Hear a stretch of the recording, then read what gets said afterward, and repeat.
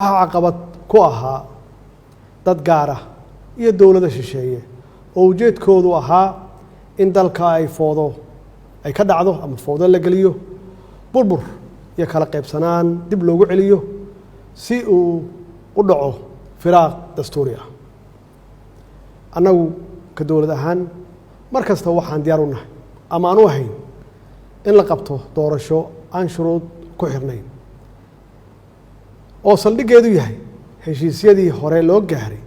ee 17 Sebtembar 2020 iyo talooyinkii ama tala bixintii guddiga farsamada ay ku gaareen magaalada Baydhabo 16 Febraayo 2021 waxaan bogaadinayaa dadaaladii nabadda ee ra'iisul wasaaraha iyo madaxweynayaasha Galmudug Hirshabeelle Koonfur Galbeed iyo gudoomiyaha gobolka Banaadir anigoo soo dhaweynaya baaqyadii ay ka soo saareen arrimaha doorashooyinka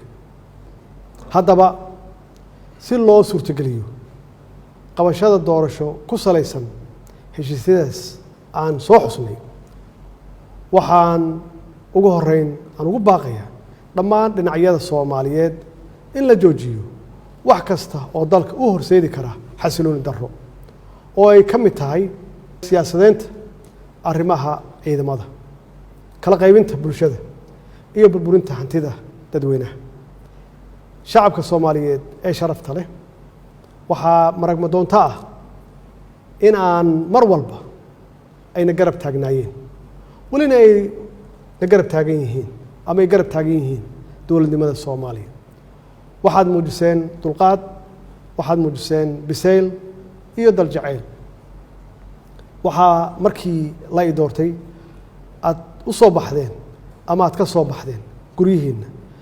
si aad guushaas taariikhiga ah aad u garab istaagtaan ama aad qayb uga noqotaan waxaad mudan tihiin in dawladdiinu ay sii xoojiso dareenkiina wadannimo ee aad muujiseen run ahaantii marnaba dhici mayso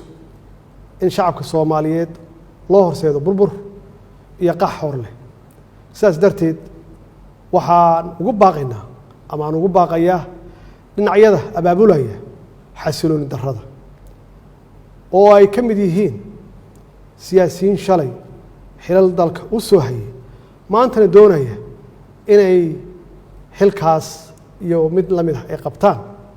inay u horseedaan foodo si ay kursi ay ugu gaaraan maalmihii la soo dhaafay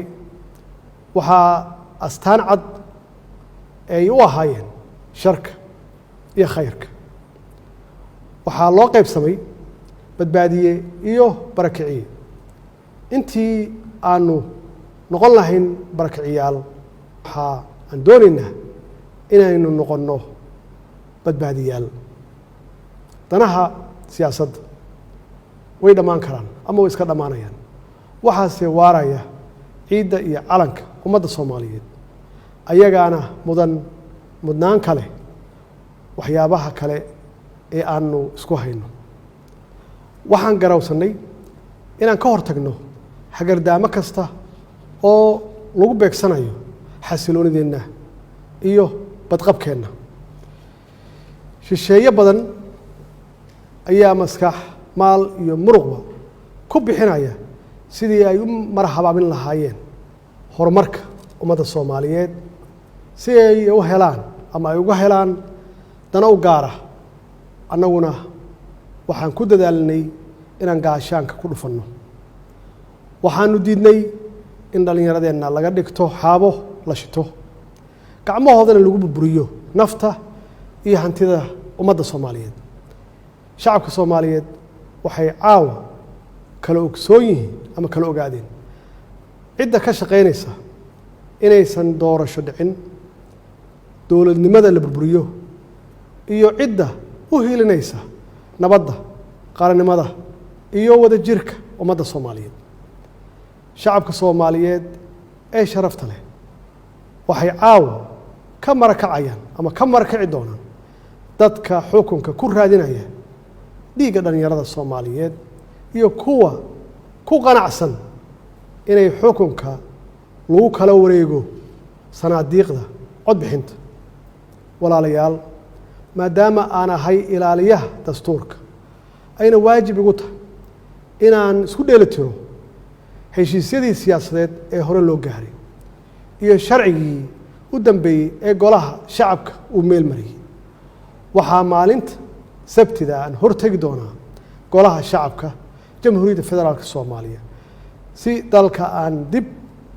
loogu soo celiyo hanaankii doorasho ee ay heshiiska ay ku wada gaareen dowladda federaalka ah iyo dowlad goboleedyada dowladda federaalka soomaaliya waxay aaminsan tahay ama aaminsanayd welina ay xal u aragtaa in waddada keliya ee furan ay tahay midda wada hadalka isqancinta isu tanaasulka iyo in lagu soo laabto miiska wada hadalka iyadoo la dhammaystirayo heshiiskii 17 Sebtembar iyo talabixintii guddiga farsamo ee Beedhabo ee Febraayo 16 2021